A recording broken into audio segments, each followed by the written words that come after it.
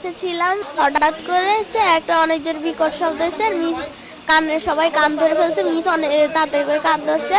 পরে এবার মিস বলে যে কি হয়েছে, আমি তো ভাবছি যে আকাশ থেকে মনে হয় শিলা এরকম কিছু পড়ছে। পরে আমরা যখন বেরোইছি দেখি যে যেখান দিয়ে আমরা সিঁড়ি দিয়ে ক্লাসে উঠি সেই সিঁড়ির জায়গাটা পুরোটা পুড়ে গেছে। আর সিঁড়ির ওই পাশে কিছু 7-8-এর ছেলেরা পড়তো, ওদের ইয়েটা পুরো পুড়ে গেছে, সিঁড়ির সাইড পুরো পড়ে গেছে।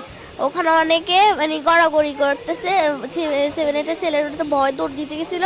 আগুনের পরে অনেকে গা লাল হয়ে গেছে, অনেকের খুব জামা কাপড় পুড়ে গেছে, তারা মাটিতে শুয়ে শুয়ে গড়াগড়ি করতেছে। আমাদের লর্ড মিস বলতেছে যে তো আমরা সিঁড়ির দিকে দৌড় দিতে, আমরা ভাবছি যে মিস যেটা বলছে এটাই ঠিক। আমরা সিঁড়ির দিকে দৌড় দিছি, মিস বলছে আগুন নিভে গেছে, ধোঁয়া উঠতেছে।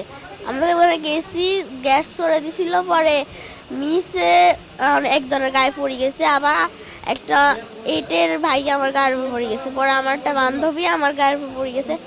আমি অনেক কষ্ট ওখান থেকে উঠে আসছি। আর পরে বারান্দার যে গ্রিল কিছু ফায়ার সার্ভিসের লোক আসছে, তারপর কিছু আর্মি লোক আসছে, এসে ওরা গ্রিল ভাঙছে।